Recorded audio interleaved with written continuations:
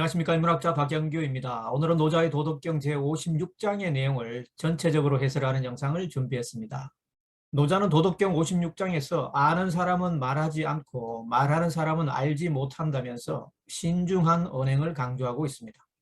원문이 조금 길지만 앞선 챕터들에서 나온 내용이 반복되는 부분이 많기 때문에 본문의 내용을 한꺼번에 보시도록 하겠습니다.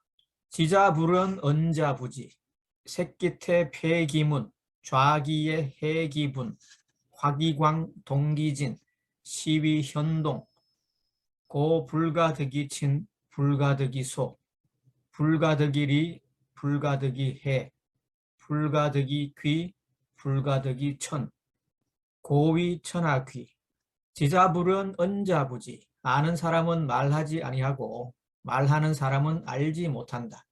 새끼태 폐기문, 입은 막아주고 문은 폐쇄하고, 좌기의 해기분, 날카로운 것은 다듬어주고 얽힌 것은 풀어주고, 화기광 동기진, 눈부신 것은 부드럽게 해주고 마침내 티끌과 하나가 된다. 시위현동, 이를 일러 오묘함과 하나가 됨이라 한다. 고 불가득이 친 불가득이소, 그러므로 가까이 하지도 않고 멀리 하지도 않고, 불가득이리 불가득이 해, 이롭게 하지도 않고 해롭게 하지도 않고, 불가득이 귀 불가득이 천, 귀하게 여기지도 않고 천하게 여기지도 않는다. 고위 천하귀, 그 때문에 천하가 귀하게 여긴다. 도덕경의 총론적인 1장에서 노자는 도가도 비상도 명가명 비상명, 도라고 할 수 있는 것은 항구적인 도가 아니고 이름을 붙일 수 있는 것은 항구적인 이름이 아니다 라고 했습니다. 도는 도라고 할 수 없기 때문에 논리적 귀결에 따르면 알 수도 없고 말할 수도 없고 볼 수도 없고 들을 수도 없습니다. 만약 그것을 알 수 있고 말할 수 있고 볼 수 있고 들을 수 있다면 그것은 도가 아니게 되는 것이죠. 그래서 지자불은 언자부지, 아는 사람은 말하지 아니하고 말하는 사람은 알지 못한다고 했습니다.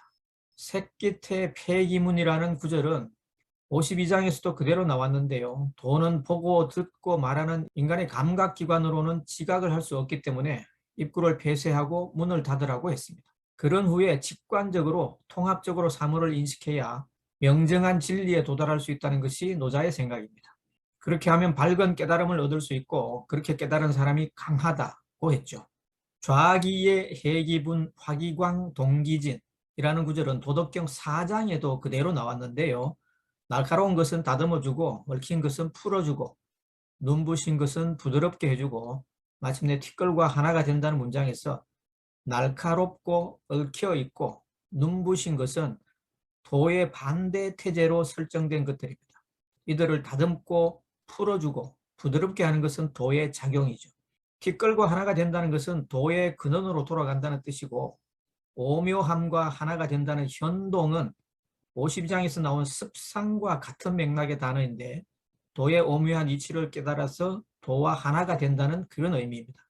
도를 깨달은 사람에게는 친소관계도 없고 이해관계도 없고 귀천도 없습니다. 그 모든 것을 초월했기 때문이죠. 그래서 가까이 하지도 않고 멀리 하지도 않고 이롭게 하지도 않고 해롭게 하지도 않고 귀하게 여기지도 않고 천하게 여기지도 않는다고 했습니다. 편애하지 않고 치우치지 않기 때문에 천하 모든 사람들로부터 두루두루 존중을 받을 수 있는 것이죠. 혁신은 기술에서의 도입니다. 혁신이 없으면 사물 인터넷도 없고 인공지능도 없고 메타버스도 없습니다. 혁신 기술을 발명하는 사람은 스티브 잡스나 레리 페이지 같은 엔지니어들이지만 이 기술의 씨앗을 실리콘밸리에 뿌려서 결실을 맺게 하는 사람은 벤처 캐피탈리스트들입니다. 혁신 기술이 실리콘밸리의 도라면 벤처 캐피탈은 실리콘밸리의 어머니라고 할 수 있습니다. 아서 록이나 존 도어와 같은 벤처 캐피탈리스트들이 애플과 구글에 자금을 투자하지 않았더라면 오늘날의 실리콘밸리도 존재하지 않습니다. 기술의 씨앗을 품어서 인류를 이롭게 하는 문명을 창조하는 어머니 역할을 하면서도 이들이 대중들에게 잘 알려지지 않은 것은 그들의 독특한 철학 때문입니다. 실리콘밸리에서 가장 유명한 캐피탈리스트들인 아서 록과 존 도어에게는 몇 가지 원칙이 있었는데요. 그 가운데 첫 번째 원칙이 바로 지자불은 언자부지라는 도덕경의 구절입니다. 아슬롭과 존 도어는 자신들이 도덕경의 이 구절을 금과 옥조로 삼는다고 말합니다.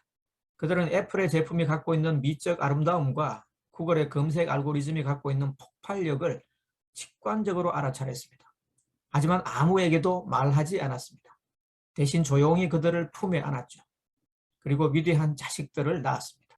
애플이나 구글 같은 혁신 기업들은 지자불은 언자부지라는 도덕경 구절을 금과 옥조로 삼은 아슬롭과 존도어 같은 캐피털리스트들이 탄생시킨 위대한 작품들이다고 말씀드릴 수 있습니다.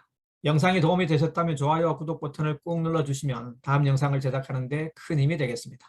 경청해 주셔서 감사합니다.